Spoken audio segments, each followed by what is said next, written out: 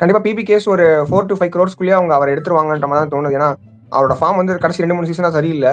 So நிறைய இதுக்கு வந்து அவரோட ரோல் வந்து தேவைப்படாத மாதிரி இருக்கலாம். ரீஸ்டார்ட் பண்ணக்கூடிய டீம் வந்து பாத்தீங்கன்னா பிபிகேஸ் தான். அவங்களுக்கு வந்து ஓப்பனிங் வந்து லெஃப்ட் ரைட் காம்பினேஷன்ல டேவிட் வார பர்ஃபெக்டா சூட் ஆவார்னு தோணுது. தெரிஞ்சு பிபிகேஸ் போறதுக்கு நிறைய சான்சஸ் இருக்கு ப்ரோ. ஏன்னா அவர் ஃபிட்டா இருந்திருக்காரு அப்படின்னு தெரிஞ்சாலே லைக் வந்து அவருக்கு ஒரு பட்ஜெட் ஒரு 8 கோடியில இருந்து 10 கோடி வரைக்கும் வச்சிருப்பாங்க. ஸோ அதுல இருந்து கொஞ்சம் அதிகமா பிட் பண்ணக்கூடிய ஆப்பர்ச்சுனிட்டி வந்து பிபிகேஸ் மட்டும் தான் இருக்குன்றதுனால எனக்கு பிபிகேஸ் போவாங்கன்னு தோணுது. A few moments later. எனக்கு வந்து என்னமோ பிபிகேஸ் போவாங்கன்னு தோணுது. பிபிகேஸ் போவாங்கன்னு தோணுது. லைக் ரீசன் வந்து பாத்தீங்கன்னா அவங்களுக்கு எல்லாமே தான் என்டையர் எல்லாமே பண்ண போறாங்க, எல்லாமே ரீபில்ட் பண்ண போறாங்கும் போது நம்ம ஒரு இப்போ இந்த லிஸ்ட்லயே வந்து பாத்தீங்கன்னா ஜோஃப்ரா ஆர்ச்சர் வந்து ஃபிட்டா இருப்பாரா இல்லையானு தெரியல. சோ அந்த கன்சர்ன்லாம் பார்க்கும்போது இவர் வந்து என்டையர் சீசன் அவைலபிளா இருப்பாருங்கிற பட்சத்துல ஜெரல் கோட்சே போற சான்ஸ் நிறைய இருக்கு ப்ரோ. எனக்கு தெரிஞ்சு ஏதோ பிபிகேஸ் போவாங்கன்னு தோணுது ப்ரோ. லைக் ஒரு ஹை கோர்ட் பண்ணி அவங்க 7 கோடி வரைக்கும் எடுப்பாங்கன்னு தோணுது. So Rachin Ravindra for PBKS bro. A few minutes later. Rabada for PBKS தோணுது எனக்கு. ரேவந்த் எனக்கும் சேம் அதான் ப்ரோ. லைக் நல்லா பண்ணிருக்காரு. ஏன்னா நீங்க அந்த ஸ்டாண்டர்ட்ல இருக்கிற மத்த பிளேயர்ஸ் பாத்தீங்கன்னா ரொம்ப கம்மி தான். இப்ப அவருக்கு ஓன் கண்ட்ரி இருக்கிற ஆண்ட்ரிக் நார்டியா பாத்தீங்கன்னா போன வருஷம்லாம் ரொம்ப அவரை போட்டு டெத்ல போட்டு கிழிச்சு எடுத்துட்டாங்க.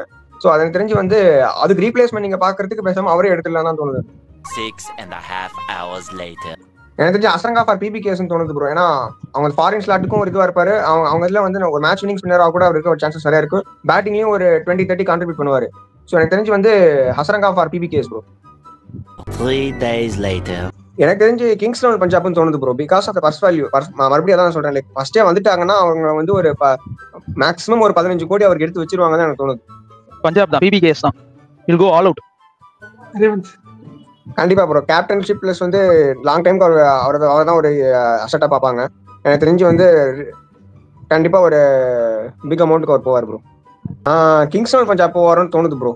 ஏன்னா சிஎஸ்கே ஒரு பிளேயர் போறாங்க அப்படின்னாலே அதுக்கு நடுவில் வந்து மூக்க நுழைக்கிற முதல் டீம் வந்து கிங்ஸ் லெவன் பஞ்சாப் தான். சோ அப்படி இருக்கும்போது நீங்க எடுப்பீங்களா அப்படின்னு சொல்லிட்டு நான் ஒரு 8 கோடி எடுக்கிறேன் அப்படின்னு போறது கூட சான்சஸ் இருக்கு. கிங்ஸ் லெவன் பஞ்சாப் தோணுது என்னமோ.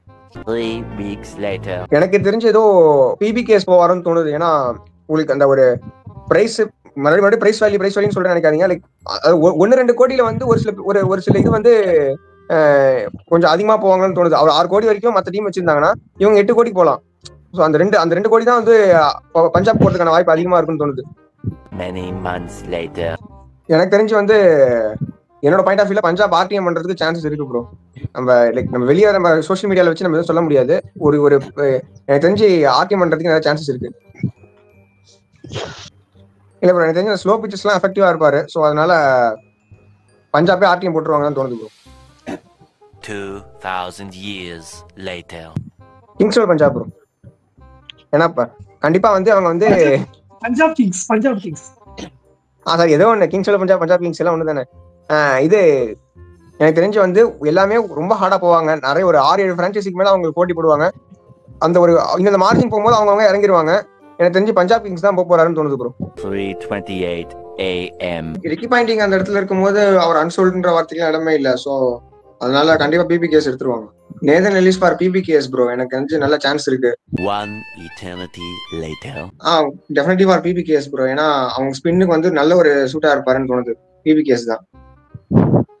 ஆக்சுவலா நீங்க 8 முடிச்சிட்டீங்கன்னு நினைக்கிறேன். ஃபாரின் பிளேயர்ஸ் பிபிகேஎஸ் முடிச்சிட்டீங்கன்னு நினைக்கிறேன். Tomorrow, day 2, day 3, day 4. எந்த பிரான்ச்சைஸிக்கு அவர் தேவைப்படுவார்னு தெரியல. ஆனா ஏதோ பிரான்ச்சைஸி கண்டிப்பா ஏதோ ஒரு இன்ட்ரெஸ்ட் டிஃபரெண்டா காமிச்சு எடுப்பாங்கன்னு தோணுது. சரி, பஞ்சாப் பேர் சொல்லுங்க. சான்ஸ் இருக்கு. பஞ்சாப் ஓவர்சீஸ் கிங்ஸ் இந்த ஒரு வருஷம் விளையாட வச்சுட்டு அப்படியே அவர் பவுலிங் கோச்சா கூட பார்க்கலாம். சோ அந்த மாதிரி பார்த்துட்டு கூட பண்றது சான்ஸ் இருக்கு. ஏதோ கண்டிப்பா ஒரு விட்டு பஞ்சாப் போவாங்க. பிரபுன்னு சொன்னாரு பாருங்க, Punjab Overseas Kings 8 foreigners 4 Indians வச்சு ஆடுவாங்க. இவர் பிபிகேஎஸ் வீடியோல முக்கியமா உட்கார வைங்க. பிபிகேஎஸ் 11s எப்படி போடுவாங்கங்கிறதுல இவர் உட்கார வைங்க. இவர் 11 பேரும் ஃபாரினர் பிளேயர் சொல்ல போறாரு. இதுக்கு ஏதாவது பதில் சொல்லணும்னு நினைக்கிறீங்களா ரேவந்த்? உங்களோட பதில் தான் ஆடியன்ஸ் எல்லாம் எதிர்பார்க்கறாங்க. ஆமா இல்ல, எப்ப அதுக்கான வீடியோ வருதோ அப்ப நான் பதில் சொல்றேன். அதுதான் பாத்தீங்களா, அவர் கிங்ஸ்.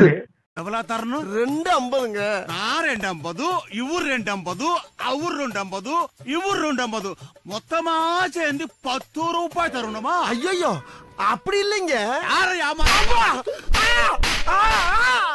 ஊத்துடா. இன்னைக்கு பொழுது இவங்க கூட தானா? ஆமா, உனக்கு எவ்வளவு தரணும்? என்ன இந்த பக்கம் இருந்து ஆரம்பிக்கிறானுங்க 250ங்க. ஆமா உனக்கு எவ்வளவு தரணும்? 250ங்க. ஆமா உனக்கு எவ்வளவு தரணும்? 250ங்க.